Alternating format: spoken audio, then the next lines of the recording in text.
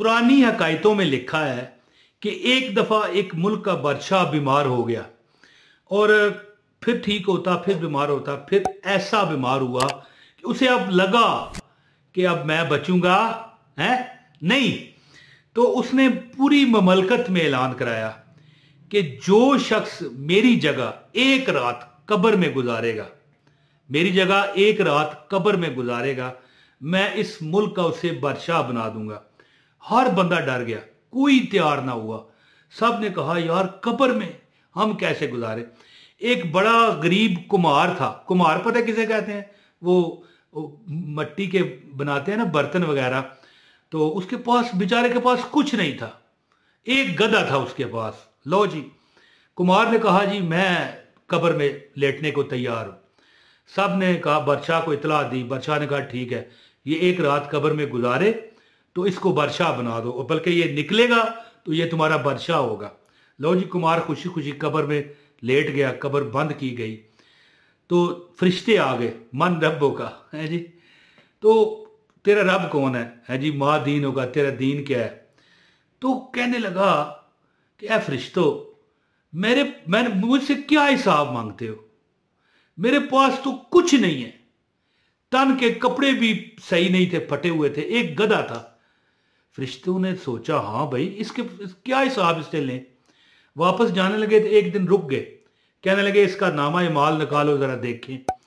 तो देखा तो उन्होंने कहा हाँ भाई, फलां जो दिन था तूने गधे को बहुत मारा था, क्यों?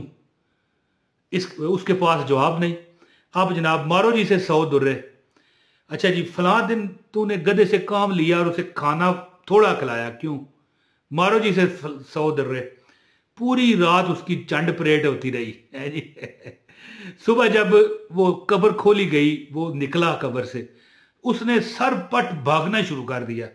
सारी जनता, सारी अवाम, सारी रियाया उसके पीछे पीछे। बादशाह सलामत रुकें, बादशाह सलामत रुकें, बादशाह सलामत, क्या बात है, क्या वजह है? वो कहने लगा कि मेरे पास कुछ नहीं था, एक गधा था, तो पूरी रात मेरी पिटाई हुई, दुर्रे मारे गए मुझे, दुर्रे।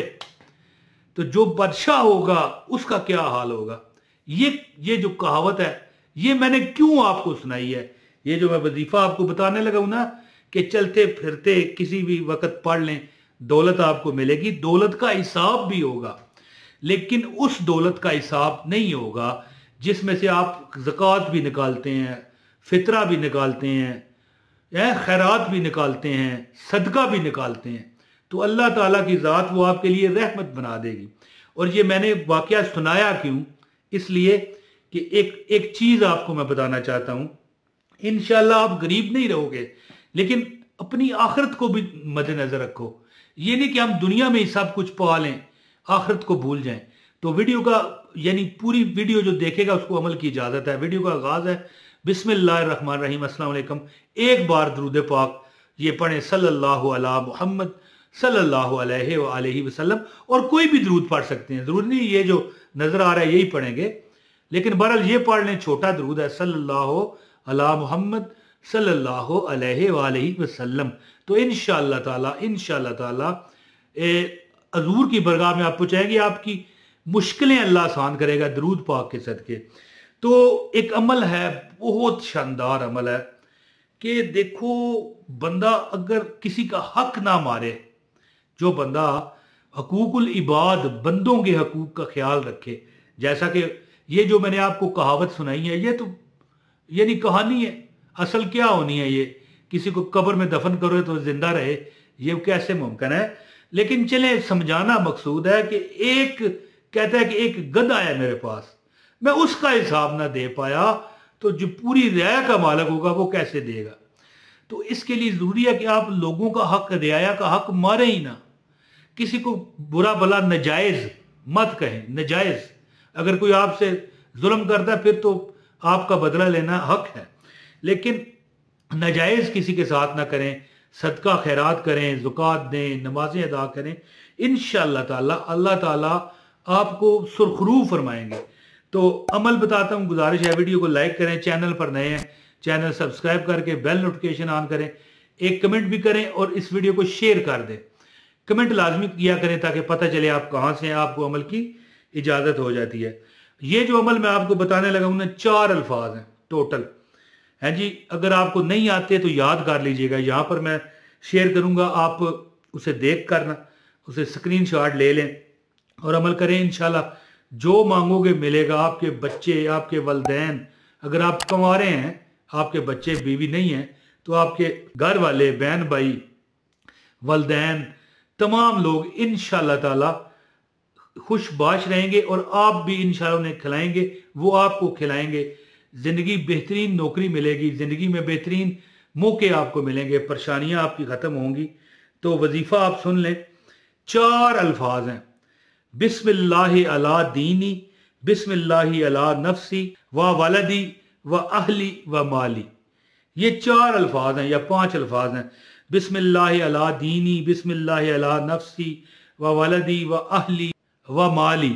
बिस्मिल्लाहि अला दीनी, बिस्मिल्लाहि अला नफ्सी व वलदी व अहली व माली। और इसका मतलब है कि अल्लाह ताला के नाम की बरकत से मैं अपने दीन यानी इस्लाम, जान, अपनी जान, औलाद, अहलो अयाल की हिफाजत मांगता हूँ या चाहता हूँ। जो बंदा ये अमल करता है, याद रखें, अब कितनी ये ज़बरदस्त दुआ है, गौर करना है। जो मैंने वो आपको वाकया सुनाया कुम्हार वाला, जिसका एक गधा था, यानी जब आप अल्लाह के सुपुर्द बिस्मिल्लाह, अल्लाह, अल्लाह के नाम से, अला दीनी, मेरा दीन भी, बिस्मिल्लाह अला नफ्सी, अपनी जान भी, है जी, व वलदी व अहली व माली, है जी, और औलाद भी, अपने आपके वलदैन भी, आपके अहलो अयाल भी, आपका माल भी, यानी जो अल्लाह ताला ने आपको अता किया है वो माल भी। और जब बिस्मिल्लाह से ये वजीफा शुरू होता है तो फिर उसमें बरकत पड़ती है। अगर 2 हैं तो 4 होंगे, 4 हैं तो 10 होंगे, 10 हैं तो 100 होंगे। यानी मिसाल है ना कि अगर आप अल्लाह से 1000 मांगोगे, अल्लाह लाख अता करेगा। तो ये वजीफा पक्का अपनी जिंदगी का हिस्सा बना लें। बिस्मिल्लाहिर्रहमानिर्रहीम पढ़ के, बिस्मिल्लाहि अला दीनी, बिस्मिल्लाहि अला नफ्सी व वलदी व अहली व माली। इसका तर्जमा है कि अल्लाह ताला के नाम की बरकत से मेरे दीन, जान, माल, अहल और माल की हिफाजत हो। जो बंदा सुबह और शाम 33 बार पढ़े, दीन, ईमान, जान, माल, बच्चे सब महफूज रहेंगे। और गरूब आफ्ताब के बाद पढ़े, यानी गरूब आफ्ताब का क्या टाइम है पता है आपको? जब सूरज गरूब हो और सुबह की अजानें होने से पहले पहले, यानी गरूब आफ्ताब माना जाता है। और जब सुबह सादक हो जाती है, अजानें शुरू होना शुरू होती हैं, उसके बाद से लेके सूरज निकलने तक सुबह होती है। रात को मगरिब के बाद और सुबह सूरज निकलने से पहले पहले 33 बार ये दुआ पढ़ने, ये लिखी हुई आ रही है, बिस्मिल्लाहि अला दीनी, बिस्मिल्लाहि अला नफ्सी व वलदी व अहली व माली। इंशाअल्लाह ताला कभी आपकी यानी कमी आपको नहीं होगी, परेशानियां नहीं होंगी। हर काम में अल्लाह ताला आपको कामयाबियां देगा। आप और आपकी फैमिली, आपके वलदैन, आपके बीवी बच्चे, आपके प्यारे दिल के जानी, जिनके लिए आप अपनी जान भी दे दें, अल्लाह की अमान में रहेंगे और इंशाल्लाह कभी आपके घर में बेबरकती नहीं आएगी। ये दुआ मगरिब के बाद और सुबह सूरज निकलने से पहले पहले 33 बार पढ़ लिया करें। इंशाल्लाह कोई कमी जो आप सोचते हो ना कि ये ना हो जाए, वो ना हो जाए, नुकसान ना हो जाए, अल्लाह दूर करेगा इंशाल्लाह। बहुत शुक्रिया जी। अस्सलाम वालेकुम व रहमतुल्लाहि व बरकातहू।